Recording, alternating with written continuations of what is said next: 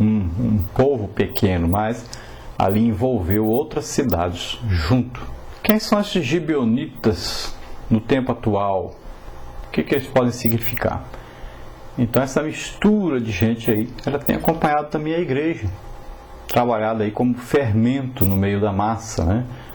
Então entre nós essas misturas aí, vem aí com os lobos cruéis, como está escrito em Atos 20 e 29, falsos apóstolos, né, que são obreiros fraudulentos, como está escrito em 2 Coríntios 11 e 13.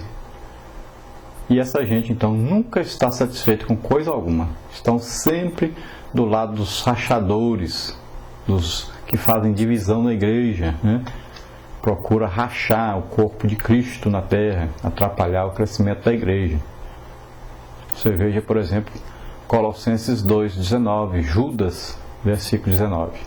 E nós vivemos aí num tempo cheio aí de espíritos enganadores trabalhando em toda parte, espíritos que trazem aí doutrinas de demônios, como está registrado em 1 Timóteo capítulo 4, versículo 1, cheios de engano. Então são aí os Jacós disfarçados de Esaú, né? Muitas vezes as pessoas também disfarçadas usam de engano, estão no meio da igreja. E a Bíblia, ela relata tantos enganos que houveram no meio do povo de Deus e diz para nós que ainda acontece. E não importa se são pessoas mais velhas, mais novas, se são mulheres, se são homens, né? Não importa, o engano está aí e nós devemos ter discernimento, pedir a Deus discernimento para perceber isso. Podemos ver em Gênesis capítulo 12, versículo 10 a 20, né? O engano aí presente na vida de um senhor já idoso, né? Podemos ver uma mulher jovem, Gênesis 38, 14, um céu, 2 Reis 5, 20 a 27, um rei, 1 de Samuel 21, 13, uma rainha, 1 de Reis 14, de 1 a 6, um príncipe, 2 Samuel 12, de 1 a 5, uma princesa, 1 de Samuel 19, 12 a 17, um parente, em sentido geral, Atos 5, de 1 a 10, um obreiro, como em Lucas 22, 48. Então todas essas pessoas trouxeram engano, mentira, astúcia, né, ardil satânico. E 2 Timóteo 3,13 fala que sempre aquele que engana, ele será também enganado. A atuação dos gibeonitas aí, nós podemos ver que eles fingem propósitos pacíficos, oferecendo aliança. Fazei, pois, agora concerto conosco. Eles fingem submissão. Nós somos teus servos. Versículo 8 aí. Fingem piedade também. Seus servos vieram de uma terra muito distante por causa do nome do Senhor. O apóstolo Paulo falou sobre esse pessoal assim, que tem uma aparência de piedade, né? Mas não são. São falsos mestres, falsos apóstolos, né? São pessoas falsas que vêm com aparência de piedade. E lá em 2 Timóteo 3, 5, o apóstolo Paulo diz que, tendo a aparência de piedade, negam a eficácia dela.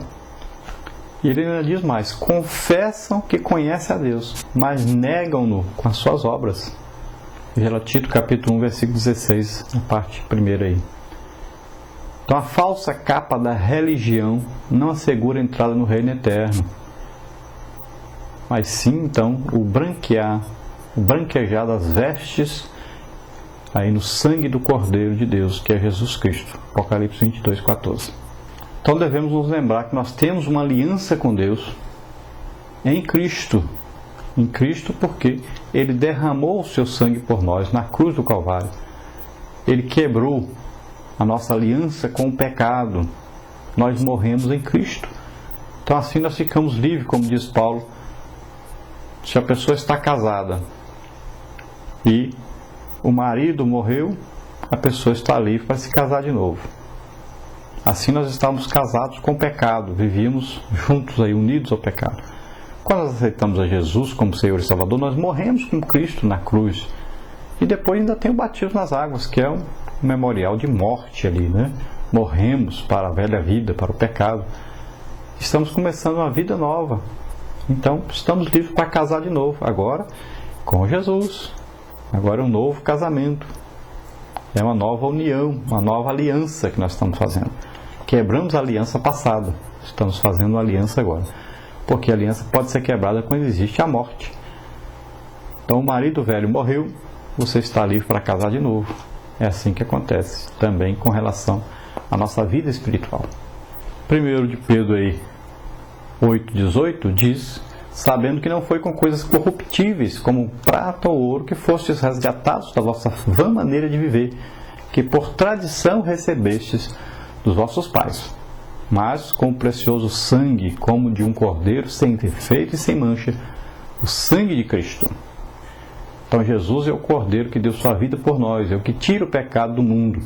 Então, se já morremos com Cristo, nós cremos então que também com Ele nós viveremos e reinaremos. Glória a Deus. Você pode ver sobre a aliança, aí nós estamos colocando o endereço na internet. Estude sobre a aliança, é muito importante para entender principalmente o Antigo Testamento, e você vai entender depois a nova aliança no Novo Testamento, como foi realizado, como foi cumprido, todos os itens que havia na aliança no Antigo Testamento, para que nós pudéssemos então ser salvos. Nós vamos agora ao nosso questionário. Antes, porém, nós queremos convidar você que está nos ouvindo, nos assistindo, para que você possa aceitar Jesus como Senhor e Salvador. E nós já vamos também orar pelos enfermos, e depois nós vamos passar pelo nosso questionário, ponto a ponto. Vamos orar agora. Pai, em nome de Jesus, eu te convido, Senhor, a entrar nessa vida agora, que está te aceitando Jesus Cristo, teu Filho, como Senhor e Salvador. Entra, Senhor, nessa vida, toma conta, toma posse, Senhor, dessa vida, protege, livre de todo mal, escreve o seu nome no livro da vida.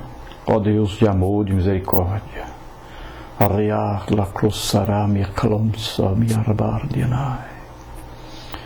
Deus, naquela cruz, Jesus deu a vida por nós.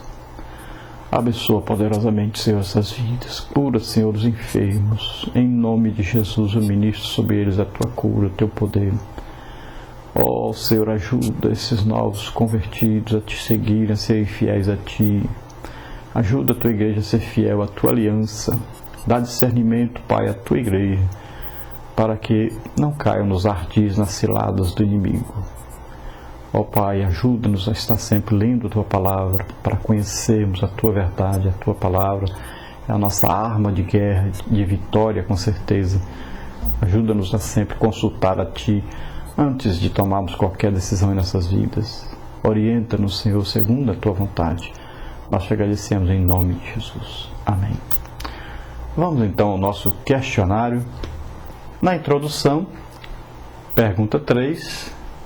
Como ficaram e o que decidiram os reis que estavam daquém do Jordão ao tomarem conhecimento das vitórias de Israel sobre Jericó e Ai? Então ficaram apavorados e inseguros, formaram uma espécie de confederação para pelejar contra Israel. Pergunta 4. Como ficaram e o que decidiram os moradores de Gibeão? Então os moradores de Gibeão, com medo e grande astúcia, anteciparam-se, propondo a Israel uma aliança que lhes preservasse então a vida. Primeira parte, a confederação dos reis de Canaã. Então, pergunta número 5. A que estavam prontos a superar os inimigos do povo de Deus e por quê? Estavam prontos para superar suas diferenças pessoais e unirem-se para resistir ao avanço, então, do povo de Deus. Número 6, para completar. Toda ferramenta preparada contra ti não prosperará, e toda língua que se levantar contra ti em juízo, tu a condenarás. Pergunta número 7. Em que se tornara Josué em toda a terra de Canaã? Então, Josué tornara-se um líder e estrategista reconhecido com temor em toda a terra de Canaã.